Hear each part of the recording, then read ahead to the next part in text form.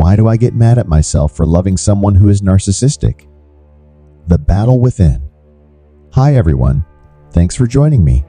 Today I want to address something that many survivors struggle with. Let me know in the comments if you have ever felt this way. Have you ever blamed yourself for what happened in your narcissistic relationship? Have you ever thought, I let this happen to me?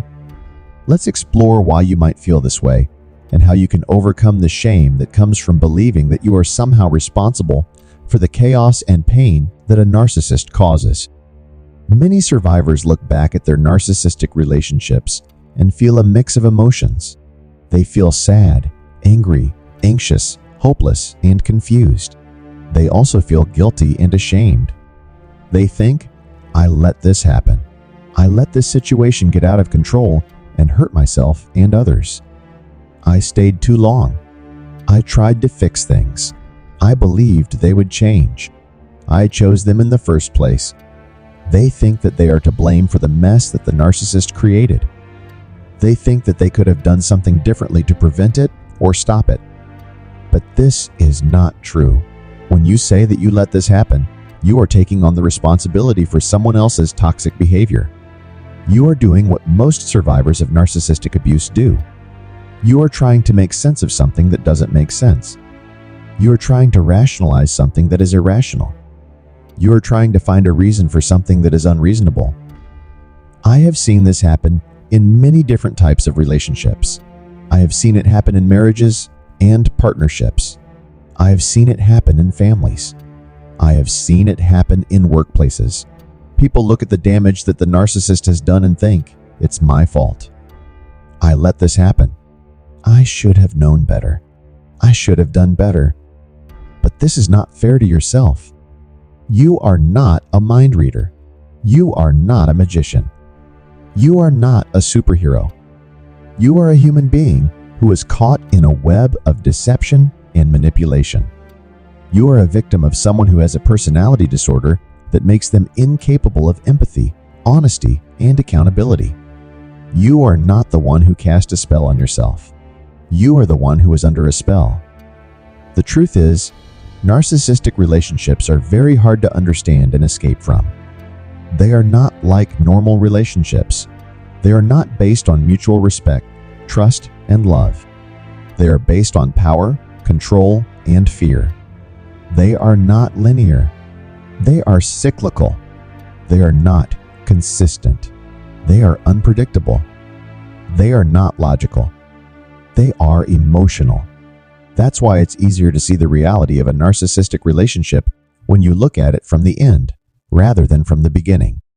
When you are in it, and especially before you know what narcissism is and how it affects relationships, you tend to follow the rules that apply to healthy relationships. You try to be more understanding, more forgiving, more responsible, more hopeful, more flexible. You try to make it work. You try to make it better. You try to make it change. But one day, you learn something new. You read something, or watch something, or listen to something, and you realize that what you are in is not normal. It's not healthy. It's not going to change. It's not your fault. It's narcissism. And once you understand what narcissism is and how it works, you see that you have been on the wrong road for a long time. You see that you didn't let anything happen. You were just doing the best you could with the information and resources you had at the time. In fact, in many cases, you were actually treating the narcissist the way you would treat anyone else. You were giving them the benefit of the doubt. You were assuming they had good intentions. You were showing them compassion and kindness. You were not letting anything happen. You were acting with integrity and dignity. The problem is, when we talk to ourselves in a negative way and say things like, I let this happen. I'm partly to blame for this. We are internalizing the narcissist's gaslighting.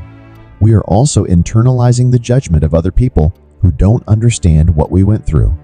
We are letting them define our reality and our worth. We are letting them take away our power and our voice. But you don't have to do that. You don't have to let anyone else tell you what happened or how you should feel about it. You don't have to let anyone else make you feel ashamed or guilty for something that was not your fault. You don't have to let anyone else take away your agency and your autonomy. You don't have to let anyone else make you feel small and insignificant. You have the right to tell your own story. You have the right to own your own feelings. You have the right to reclaim your own power and your own voice. You have the right to heal and grow and thrive. You didn't let anything happen. You survived something that happened. You were in the splash zone of someone else's cruel behavior. You were not the cause of it. You were not the accomplice of it. You were not the enabler of it. You were the target of it. And you are not alone. You are not the only one who has been through this. You are not the only one who has felt this way. You are not the only one who has struggled with this. You are part of a community of survivors who understand you and support you. You are part of a movement of survivors who are breaking the silence and raising awareness. You are part of a revolution of survivors who are changing the world.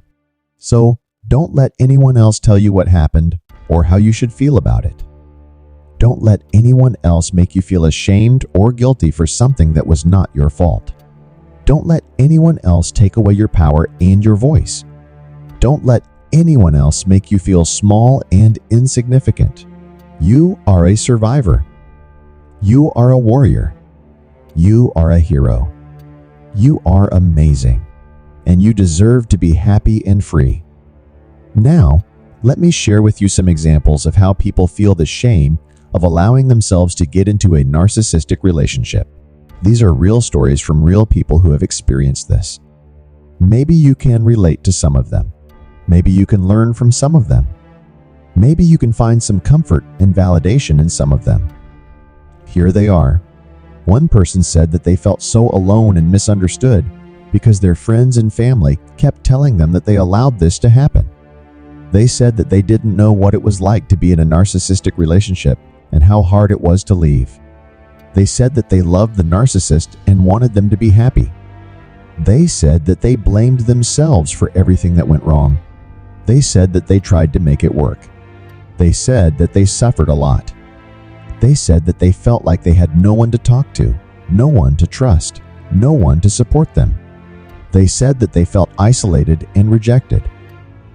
Another person said that they felt so angry and regretful because they wasted so much time on someone who didn't care about them. They said that they wasted so many years of their life and so many opportunities and dreams. They said that they wasted so much energy and emotion and so much of themselves. They said that they wished they could go back and do things differently. They said that they wished they could have seen the truth sooner. They said that they wished they could have saved themselves sooner. They said that they felt like they had been robbed of their precious time, their potential, their happiness. They said that they felt like they had been cheated and betrayed. A third person said that they felt so hopeless and worthless because they felt like their soul was a lost cause. They said that they felt like they had lost their identity and their purpose. They said that they felt like they had lost their connection to themselves and to others. They said that they felt like they had lost their joy and their peace.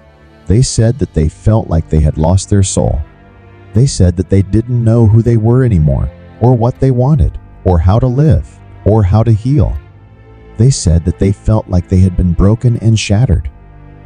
A fourth person said that they felt so grateful and hopeful because they were able to break free from the narcissist and start a new life.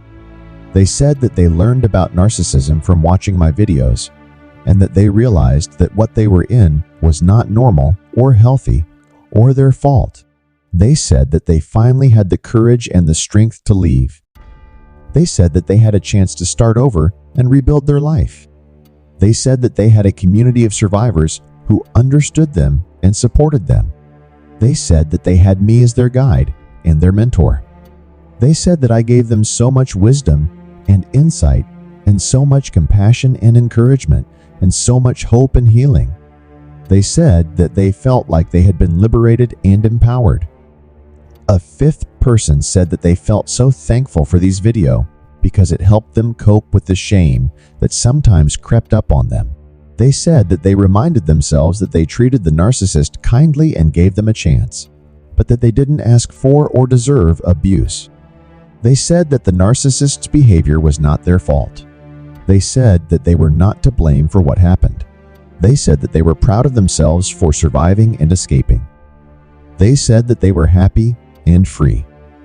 They said that they felt like they had been healed and restored. They said that they felt like they had found their voice and their value.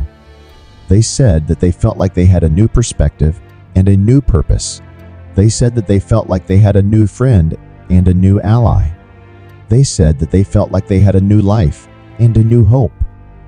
These are just some of the examples of how people feel the shame of allowing themselves to get into a narcissistic relationship.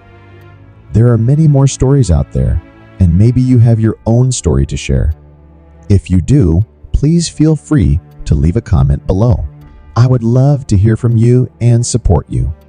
You are not alone in this. You are part of a community of survivors who understand you and support you. You are part of a movement of survivors who are breaking the silence and raising awareness. You are part of a revolution of survivors who are changing the world.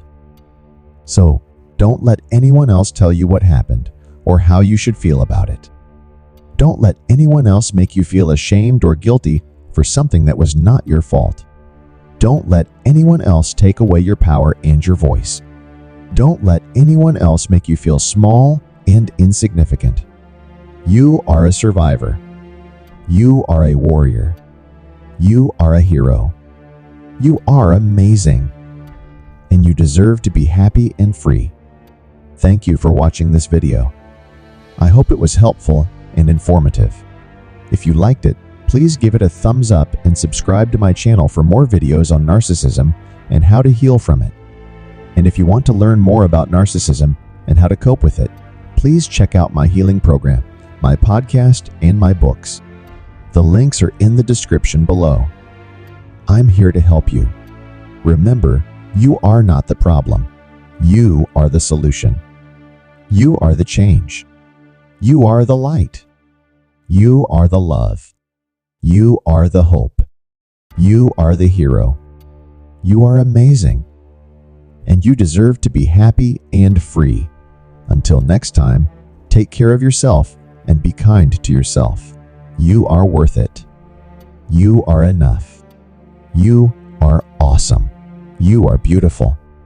You are powerful. You are amazing. And you deserve to be happy and free. Bye for now.